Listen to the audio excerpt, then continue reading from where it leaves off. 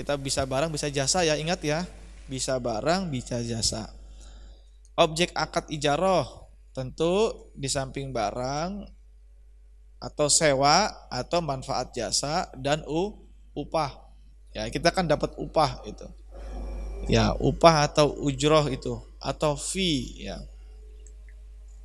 Nah, objek ijarah tentu yang menjadi barang dari yang disewakan itu satu, manfaat dari penggunaan barang. Ini harus diperhatikan. Jangan sampai barang yang nggak manfaat disewakan. Itu nggak boleh. Yang kedua, manfaat barang atau jasa harus bisa dinilai dan dapat dilaksanakan dalam kontrak. Jadi kalau barang yang wah, berapa ya nilainya ya? Jangan. Dia nggak jelas. Jadi harus dinilai. Berapa perkiraan dengan nilai dan masa waktu atau tempo tertentu. Itu begitu.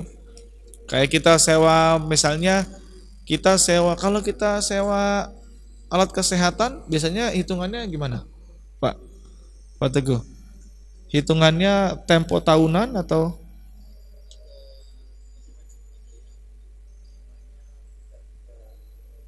Mm-mm. Mm-mm. Mm-mm.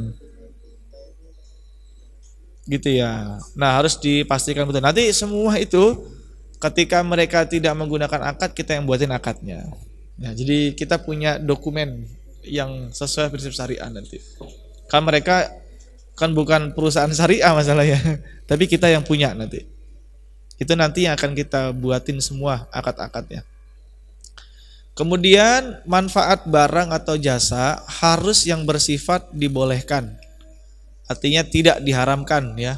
Kita sama-sama tahulah untuk ini.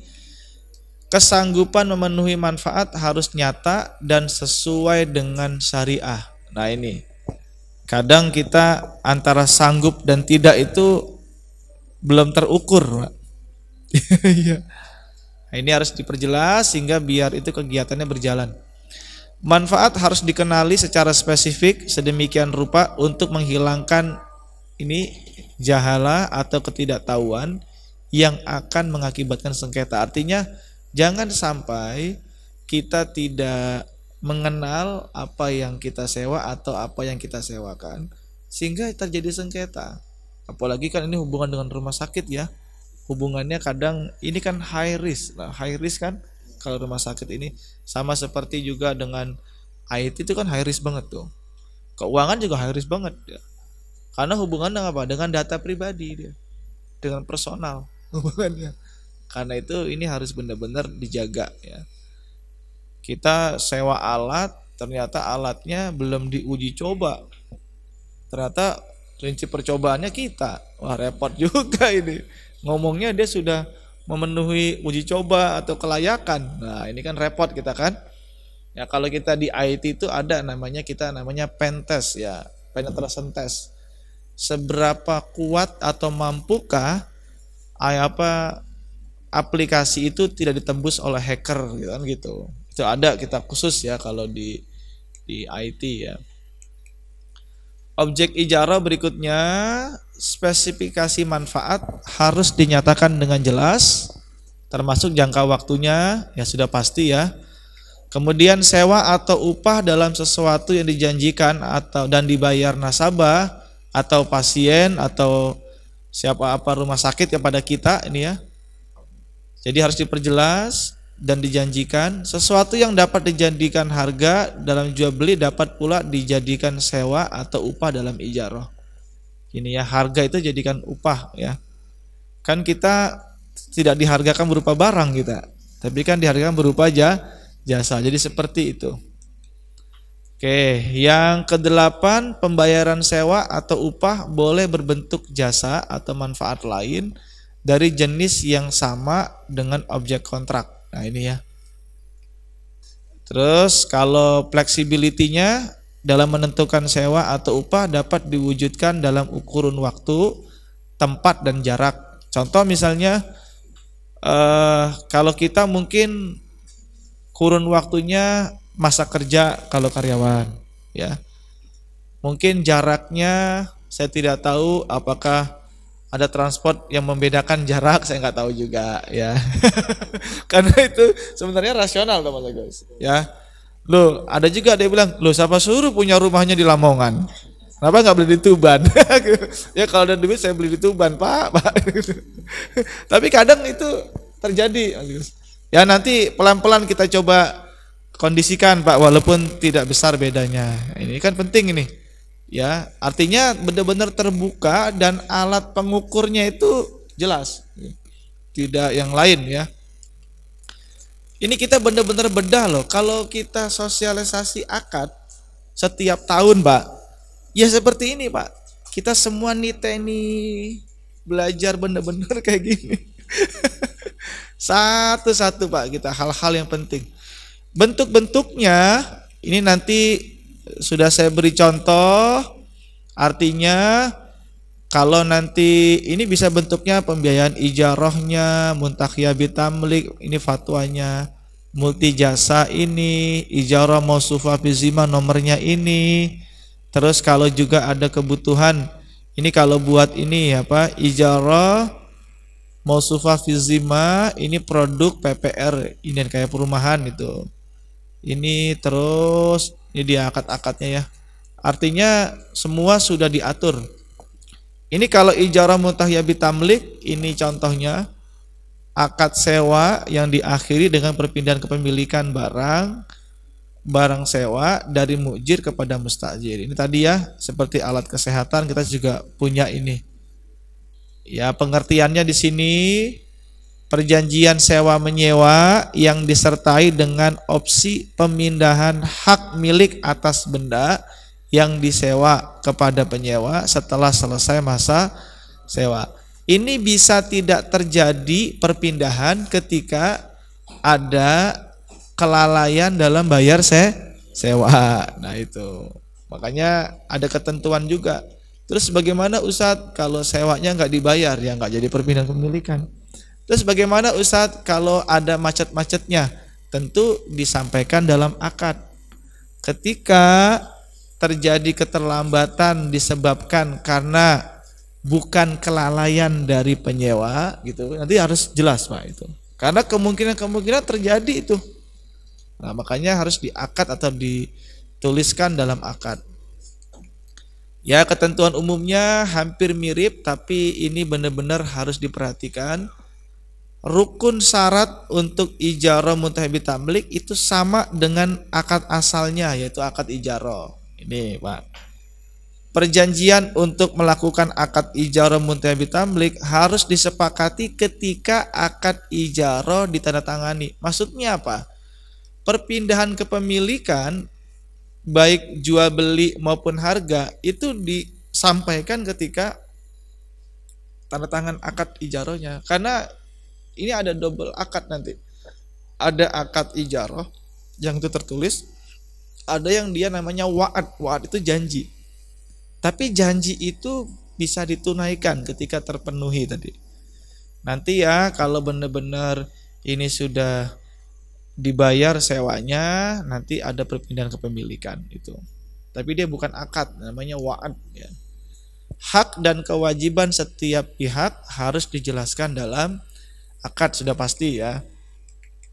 Ketentuan khususnya sebentar lagi kita coba titeni ya. Ini kalau ndak begini nggak akan dibaca itu fatwa, yakin saya.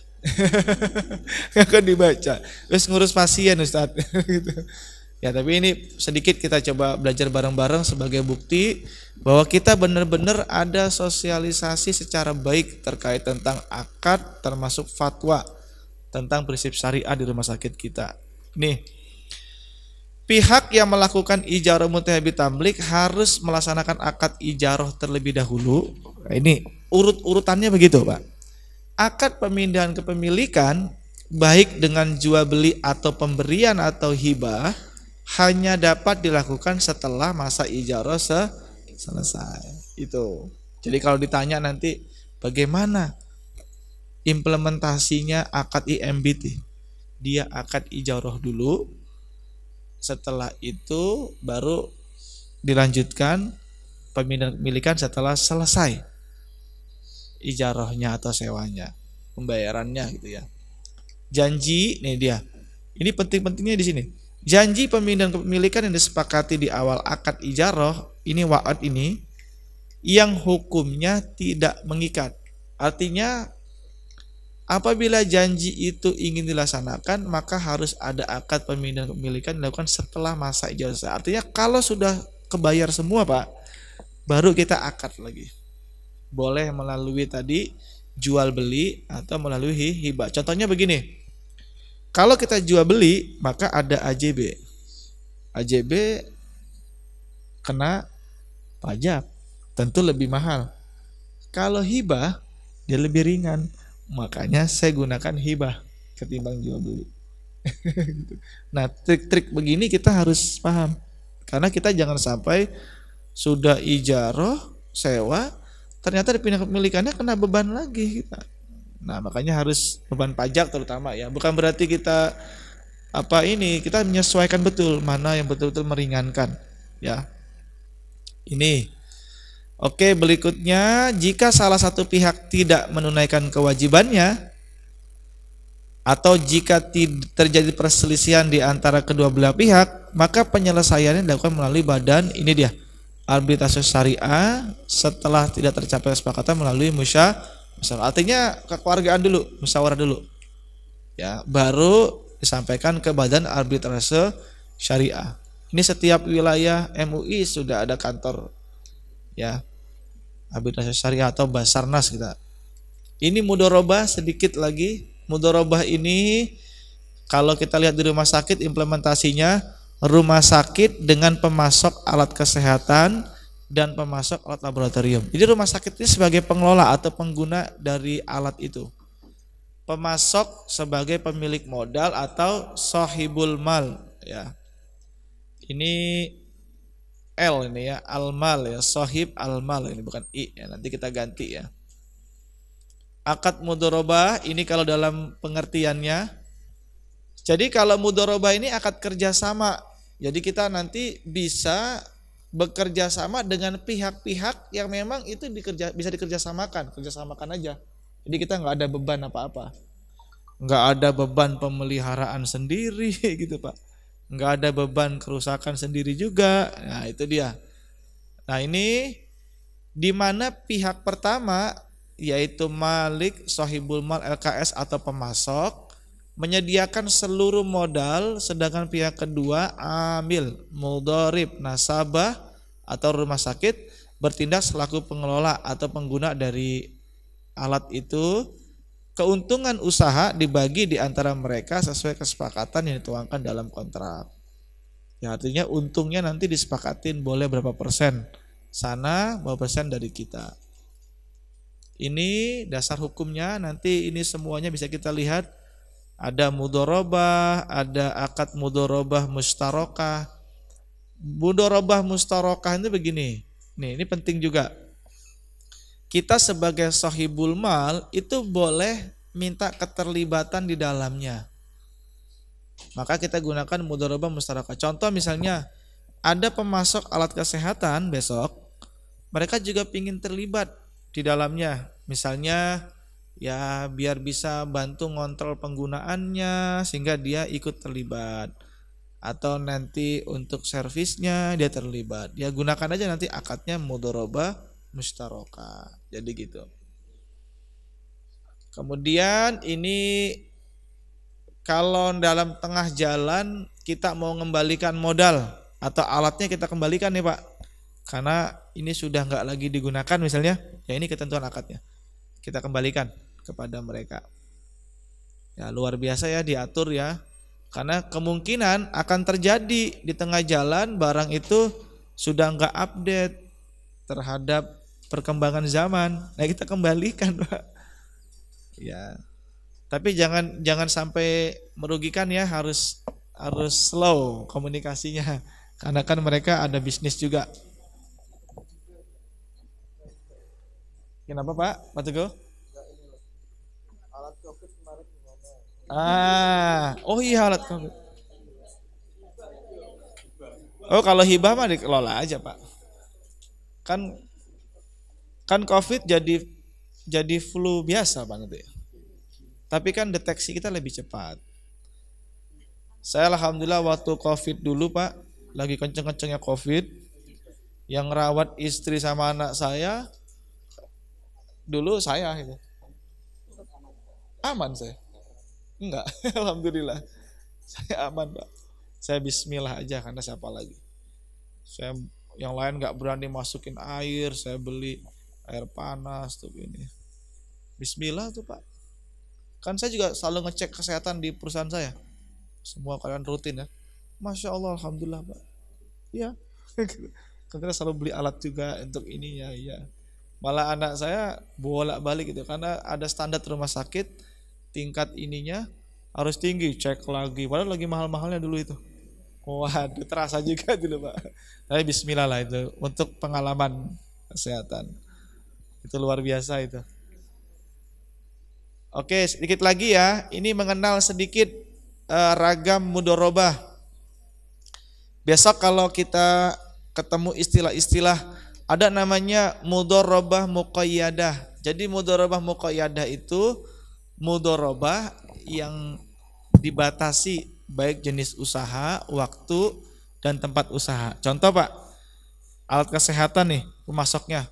Kita pokoknya hanya 3 tahun saja gitu Pak. Pakai aja mudharabah muqayyadah. Tujuannya apa? Biar jelas. Gitu Pak. Dipastikan. Atau alat tertentu saja. Misalnya gitu. Gitu ya. Kita bisa mudharabah mutlaqah. Mutlaqah itu dia tidak dibatasin jenis, pokoknya siapa aja lah kita boleh. Nanti kalau memang kita ragam, artinya bervariasi jenis, waktu, termasuk alat, ya kita pilih yang mudharabah mutlaqah. Karena gitu Pak. Bisa. Apa aja bisa. Iya Pak. Ada mudharabah sunaiyah, adalah akad mudharabah yang dilakukan secara langsung antara sahibul mal, pemilik dana, dan mudharib. Jadi satu langsung sekaligus dia Pak. Jadi sunaiyah itu kan dibentuk bareng-bareng atau dibuat bareng-bareng gitu ya.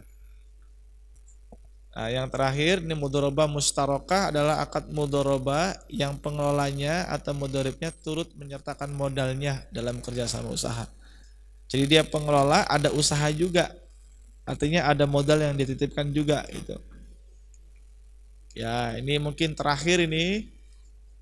Alhamdulillah saya kira semua sudah kita detailkan ya, kita kupas tuntas. Jujur ini sudah detail banget. Mohon nanti ya dalam setiap hari mungkin slide halaman berapa dibagi. Dan saya yakin kalau nanti kita sudah ngerti betul langkah-langkah ini, jalannya kita sudah nggak lagi ada kebingungan. Ya, itu saya hanya titip aja karena saya tahu betul di lembaga keuangan dimanapun, masya Allah, kadang ketika tidak menguasai prakteknya itu banyak yang kurang prinsip ya. Akhirnya temuan-temuannya banyak. Ya walaupun nanti kalau di rumah sakit yang ngecek itu DPS ya. Terus kita laporan 6 bulan sekali nanti ke Jakarta, termasuk ke saya juga di Jawa Timur, saya terima. Nanti akan ada temuan-temuan, kita jadi masalah nanti.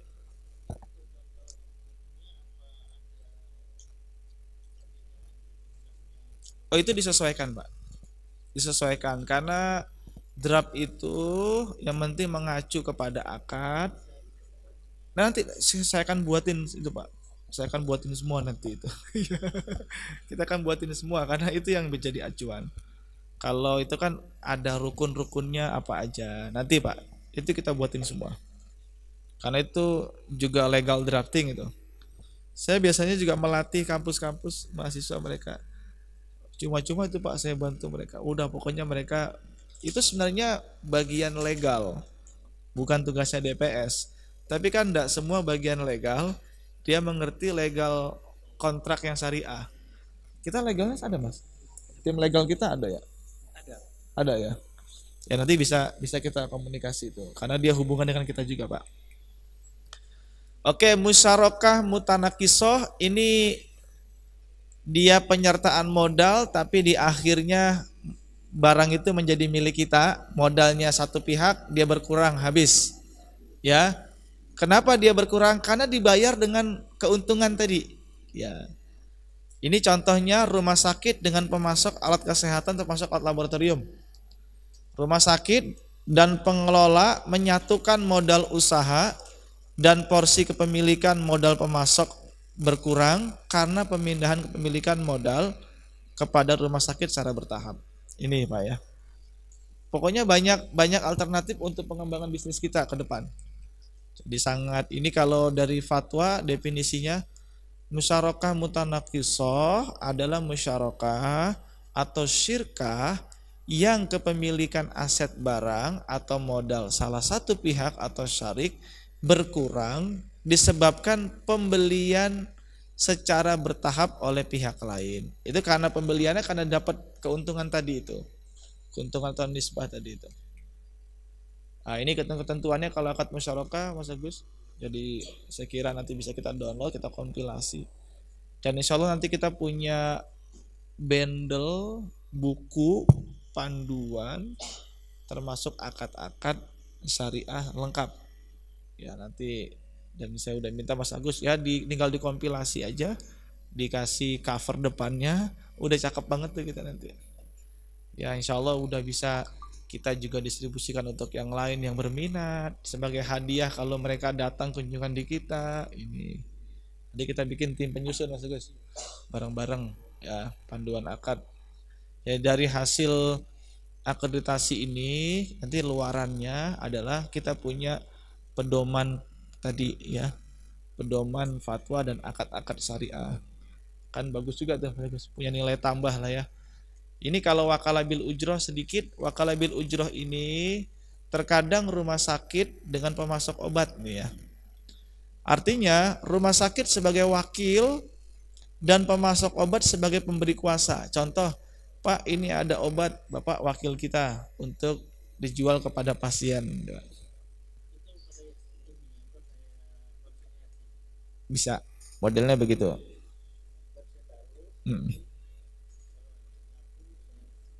Ya itu namanya kalau bahasa gaulnya konsignasi tadi Pak. Bahasa Indomaretnya.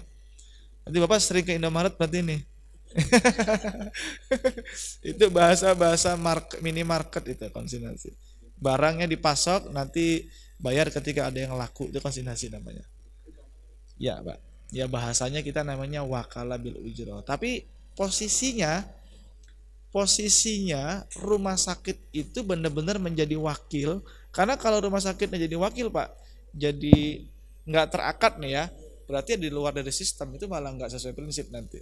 Jadi semua harus kita sistemkan, tercatat mana-mana yang betul-betul diakadkan ini, sehingga operasionalnya jelas, ujrohnya juga jelas, berapa yang barangnya secara detail kan kita kan sudah pasti tercatat Pak di sini, tinggal kita akadkan aja. Itu Pak ya. Wah mungkin nanti akan banyak bundle akad kita atau akad perjanjian. Nggak apa-apa, memang harus begitu Pak. Nanti kita pilah-pilah. Ya ini penjelasannya sedikit penjelasannya. Jadi akad wakala bil ujroh adalah akad pemberian kuasa dari muwakil kepada wakil. Muwakil ini orang yang punya kuasa kepada wakil, orang yang diwakilkan untuk melakukan perbuatan hukum tertentu disertai dengan imbalan berupa ujroh atau fee. Nanti ingat-ingat ya, kadang orang ditanya, kamu kalau mudorobah keuntungan namanya apa? Nah ini mohon dicatat ya, ini saya belum jelasin di sini. Kalau mudorobah keuntungan namanya nisbah atau bagi hasil. Ya, kalau murobahah keuntungan namanya margin. Kalau ijaroh itu namanya ujroh atau fee. Kalau musyarakah itu nisbah atau bagi hasil. Saya ulangi lagi ya. Ini kadang kebentur juga kita. Jadi kalau akadnya, saya ulangi lagi ya. Kalau akadnya murobahah, keuntungannya namanya margin. Ya. Kalau ijaroh, keuntungannya namanya ujroh atau fee. Ya, kalau mudorobah keuntungannya namanya nisbah atau bagi hasil. Kemudian kalau musyarakah keuntungannya namanya nisbah atau bagi hasil. Terus kalau wakalah bil ujroh keuntungannya namanya ujroh atau fee. Itu ya Pak. Ini kadang terus kleset juga. Murabahah. Padahal murabahah nisbahnya berapa? Ada gitu kita. Kencang banget tapi salah Pak. Murabahah nisbahnya berapa? Loh kok murabahah kok nisbah? Marginnya berapa? Nisbah atau bagi hasil.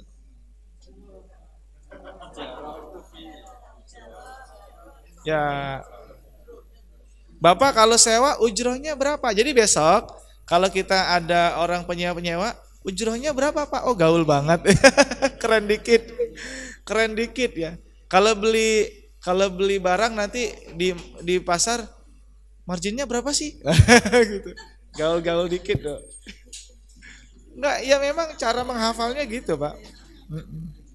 Ini kalau wakalah-wakalah nanti fatwanya nomor ini ya. Ini wakalah, kemudian wakalah bil ujroh atau bi al ujroh, ini nomor 113 tahun 2017. Kemudian akad wakalah bil istismar. Wakalah bil istismar contoh, yang namanya obat, ya Pak, lah kan mereknya beda-beda. Berarti kan kita diwakilkan banyak merek obat. Kita namanya mau diwakilkan banyak barang. Itu namanya bil istismar. Nah, itu ya. Jadi kan tidak mungkin lah obat itu hanya satu merek aja. Kan banyak juga Pak, ada obat merek ini gitu. Ya itu ya, ini wakalah bil istismar. Coba bareng-bareng yuk. Wakalah bil istismar. Ya, ini kan pakai samaroh itu loh, buah itu loh. Istismar. Ya. Istismar. Ya, oke, saya kira cukup. Kita sudah menyelesaikan semuanya, akad-akad apa dan implementasinya di rumah sakit, itu hubungannya dengan siapa saja, termasuk bagaimana penggunaannya, termasuk juga bagaimana di dalamnya untuk operasionalnya sudah kita bahas secara detail. Saya kira cukup luar biasa ya. Ya di samping juga nanti kalau memang kita mau berikan sertifikat juga berikan aja Mas, sertifikat buat personality ya, internal aja kan buat tambahan nilai juga. Artinya kegiatan ini sudah kita lakukan sebagai sosialisasi dan penguatan akad-akad syariah dalam pengelolaan rumah sakit. Nanti tanda tangan apa Mas Agus atau Pak Didi dan saya nggak apa-apa. Yang penting kan karyawan sudah benar-benar ikut punya sertifikat itu. Walaupun sertifikat itu hanya untuk internal saja. Tapi kan lumayan punya nilai. Oke. Ada pertanyaan atau yang perlu didiskusikan sebelum kita akhiri? Pada intinya ini sudah semuanya sudah selesai.